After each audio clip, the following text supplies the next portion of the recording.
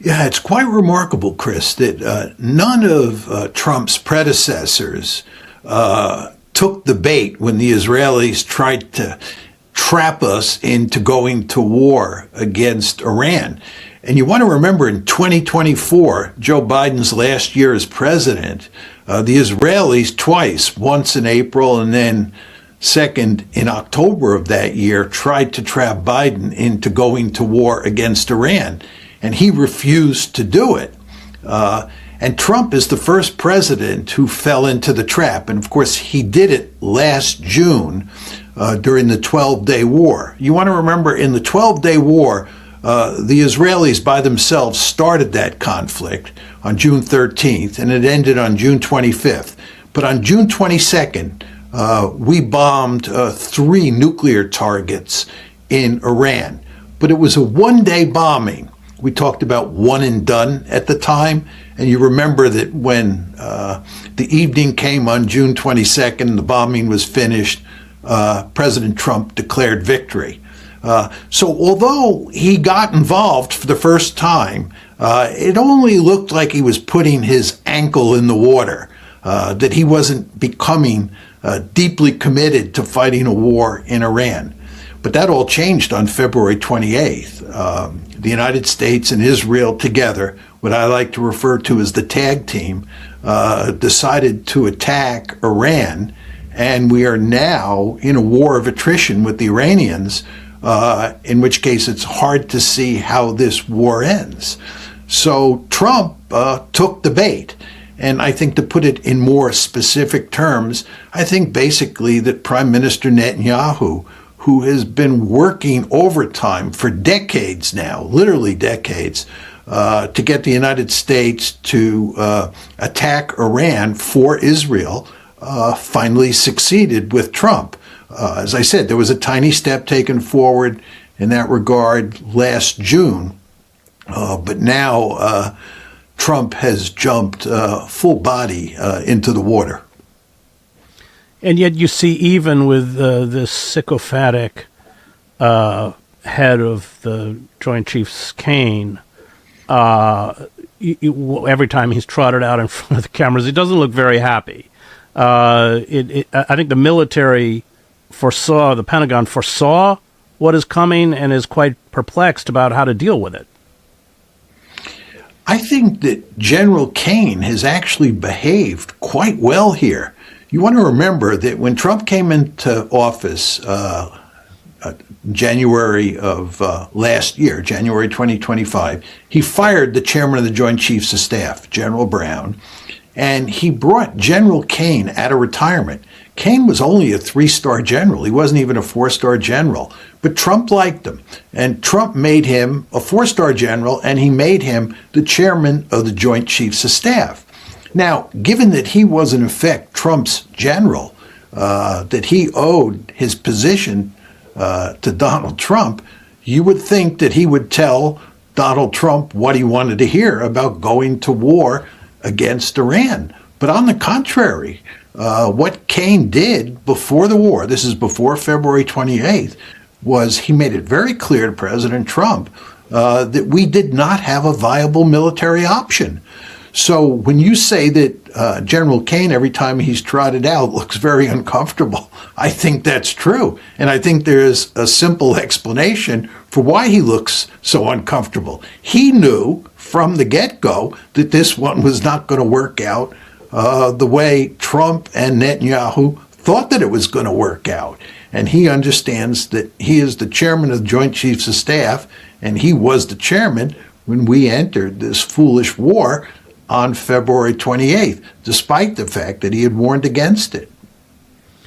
Is it too simplistic to say that Trump and Netanyahu naively believed that by taking out the supreme leader and some of the hierarchy, there would be regime change and the war would be over?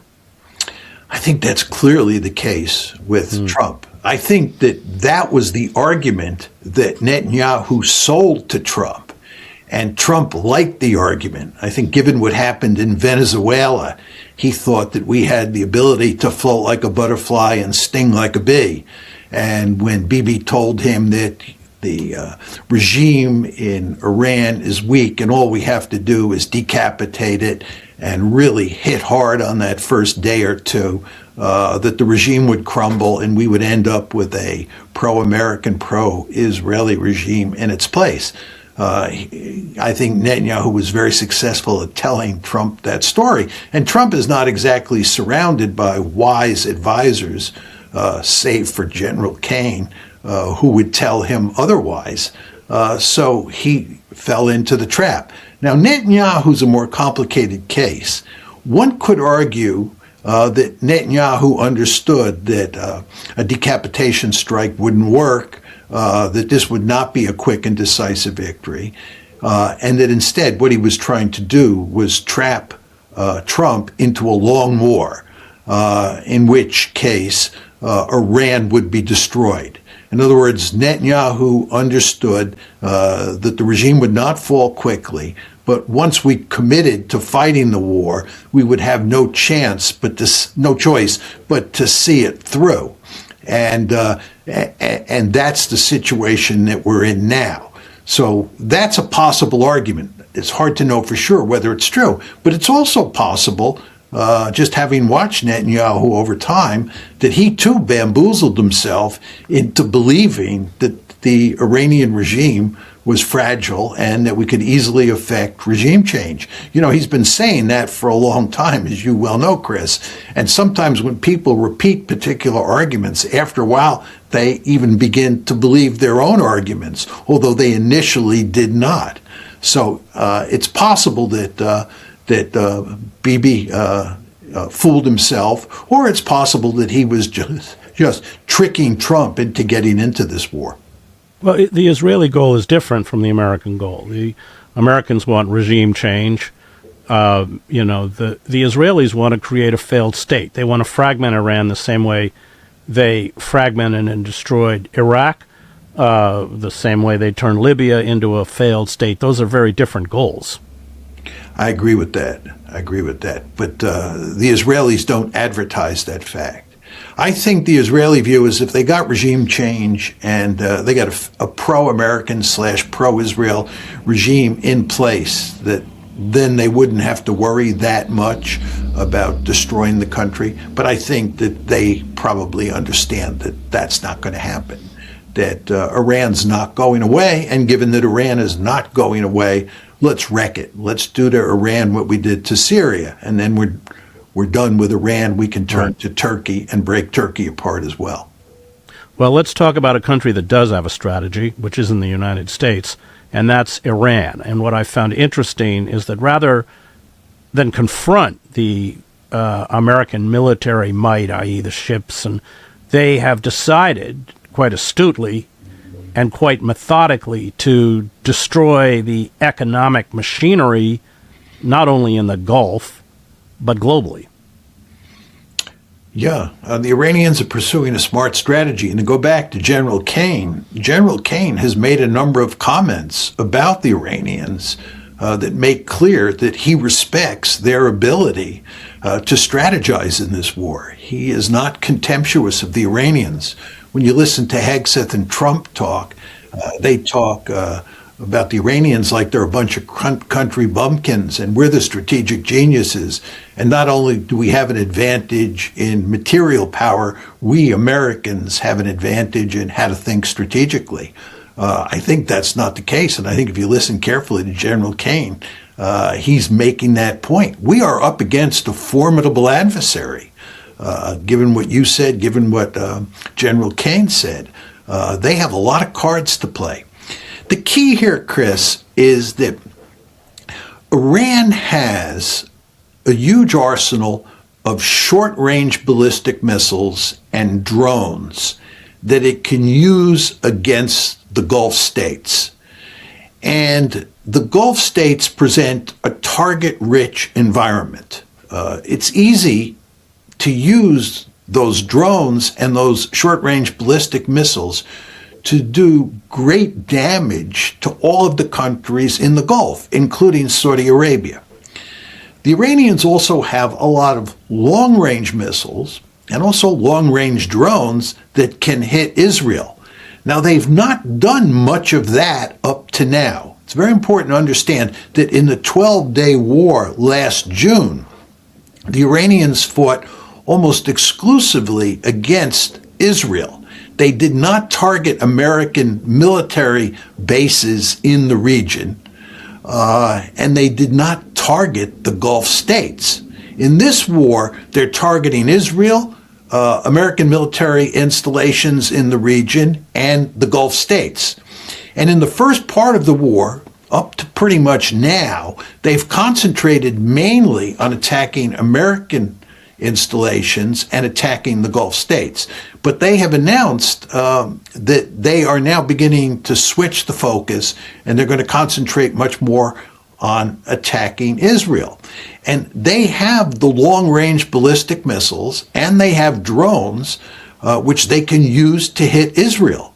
And the problem that the Israelis face, and of course this is a problem that the Americans face, is that we only have a finite number of defensive missiles that can be used to shoot down those incoming ballistic missiles.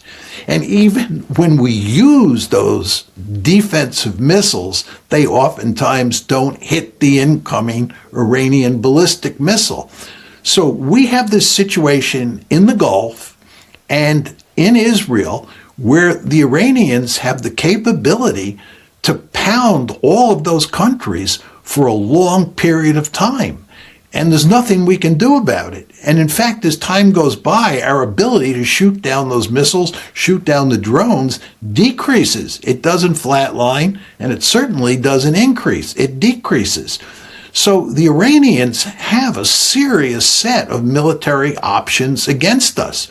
And what this means, Chris, is that as we walk up the escalation ladder, and that's what we're likely to do if we can't find an off-ramp, and I don't think we're going to find an off-ramp. If we don't find an off-ramp, I think what we'll do is march up the escalation ladder.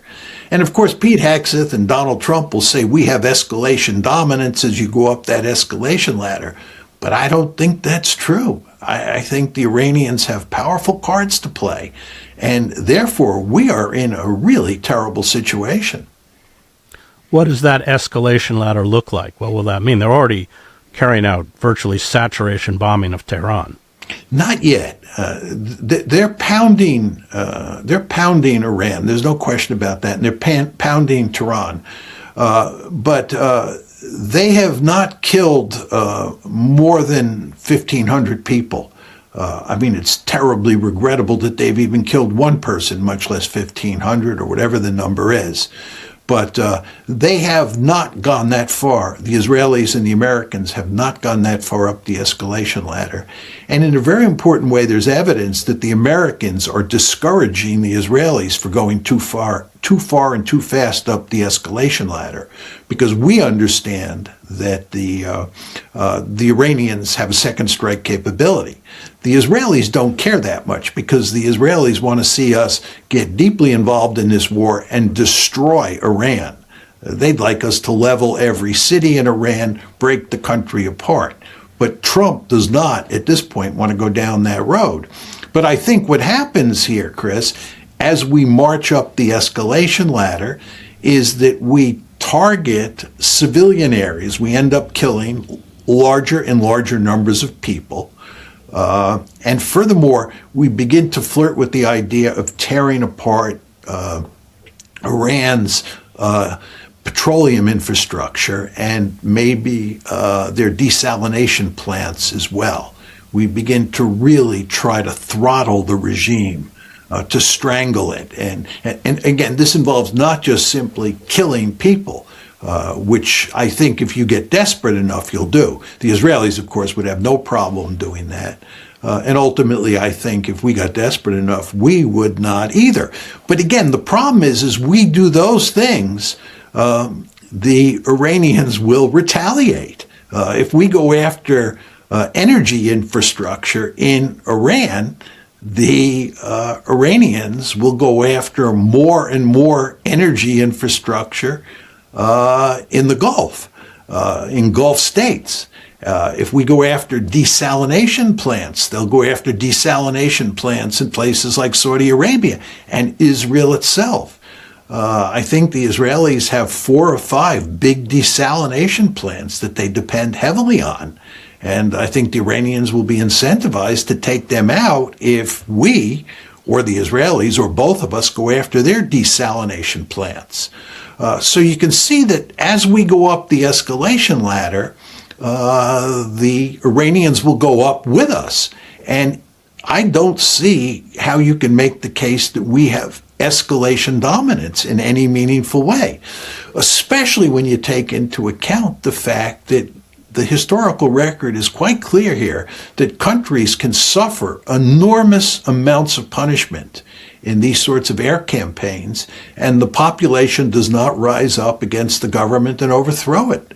And in fact, what happens in most of those cases, if not all those cases, is that the population rallies around the flag. So if we think, or the Israelis think, that killing Iranian civilians is going to put pressure on the government to quit the war, I think that is erroneous thinking. Well, we tried that in Vietnam. We tried it in Korea. If you ever look at what we did to North Korea during the Korean War, it's horrific. It's much worse than what we did in Vietnam. And then you go back to World War I, World War II. Excuse me, not World War I, World War II in Europe and World War II in East Asia against Japan. I mean, the number of people that we killed is just hard to believe. But it's very hard, if not impossible, to get those air campaigns to cause a government to quit. Well, is there an example of an air campaign that does break a government? I don't think so, historically, is there? No, I think the only case you could make is the dropping 2 nuclear weapons on Hiroshima and Nagasaki on August 6th and August 9th got the Japanese to finally quit. The Japanese were at the edge of the cliff by August of 1945. And the question is what pushed them off the cliff? And some people would argue it was the 2 nuclear weapons on those 2 dates. I actually think that's not true. I think it was when the Russians came in on August 8th. Remember, the war in Europe is won on May 8th, 1945. And at Yalta, the Russians or the Soviets had said that they would come in 3 months after the war in Europe ended. In other words, they would come into the war against Japan 3 months after the war in Europe ended. And the war in Europe ends on May 8th, 1945. And 3 months later, on August 8th, 1945, the Soviets invade against the Japanese Kwantung Army in Manchuria and quickly overrun it.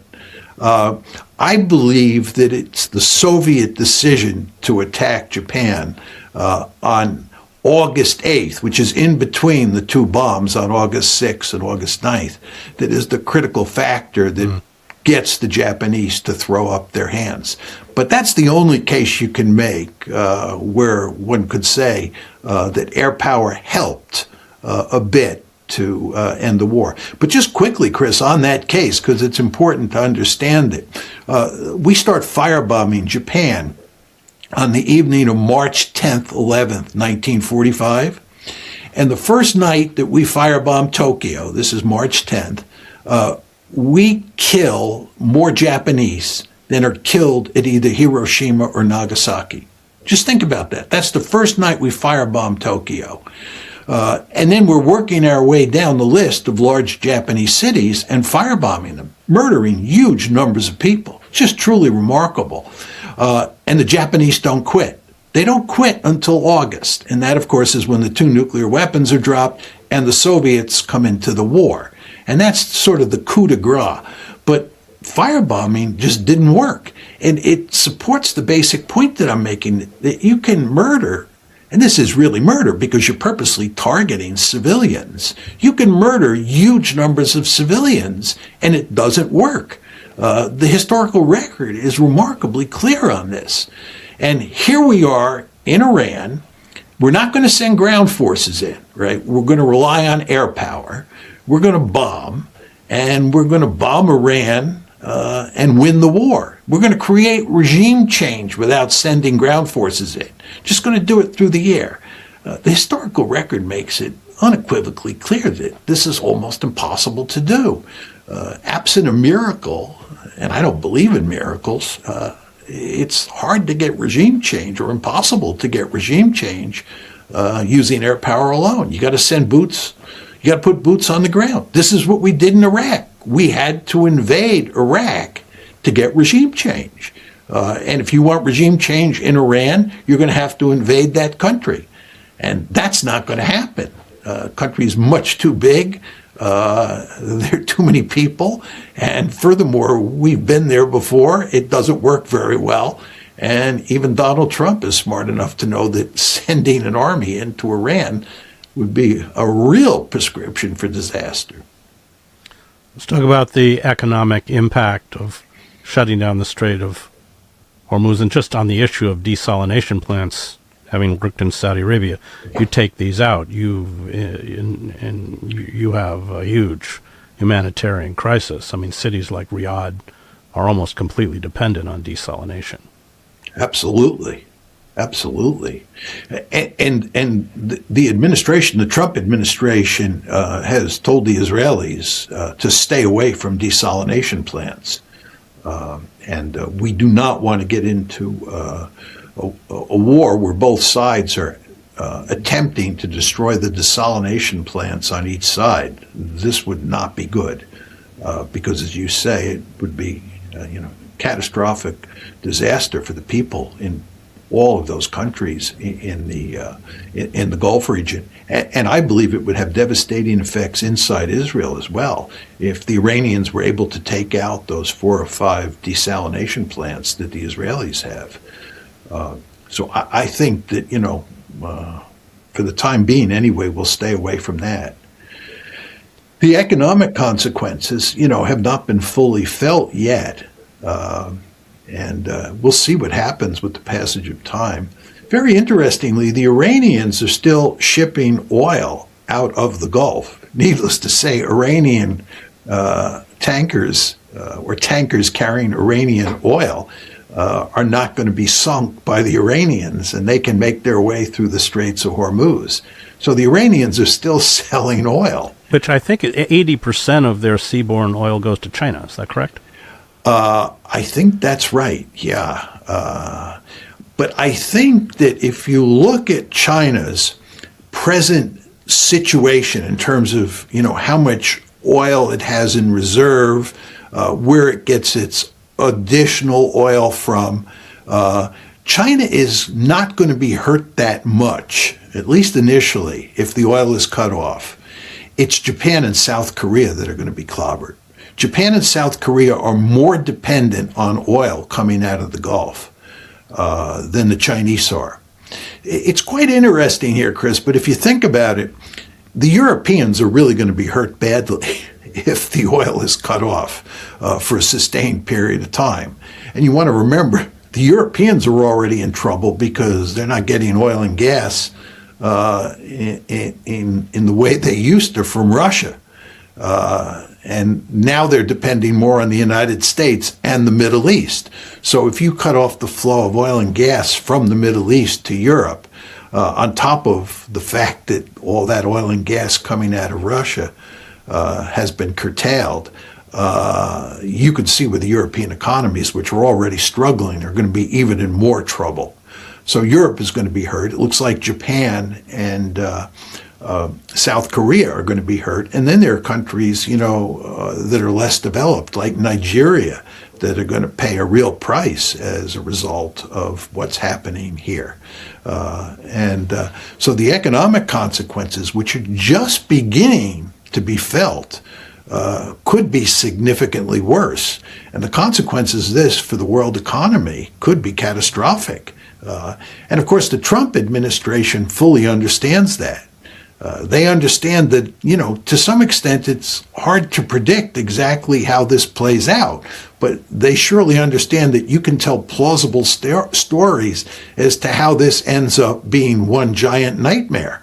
Again, it's not to say that will happen, but you can tell plausible stories about how this becomes a nightmare. We go far enough up the escalation ladder, and the Iranians really go after the Gulf states and really go to great lengths to destroy their oil infrastructure and gas infrastructure, the consequences could be disastrous for everyone on the planet. And the Trump administration understands that. They don't want to take any chances here.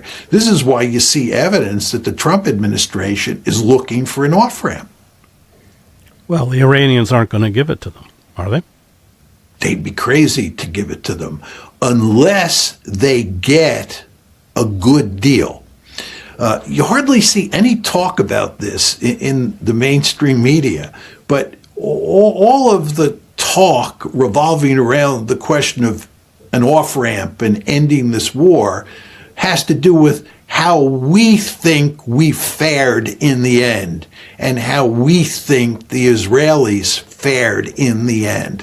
In other words, the Israelis are fearful that if we cut a deal now without regime change or without destroying Iran, this will be a victory for Iran, and the Americans might be happy, but we're not happy. And President Trump and his people are thinking that given that we have the midterm elections coming up, the war is not going well, we have to end it. And even if we don't have a decisive victory, so be it. It's just important that we get this war put to bed and declare victory and then start worrying about the election in November. That's the way the discourse is evolving in the West.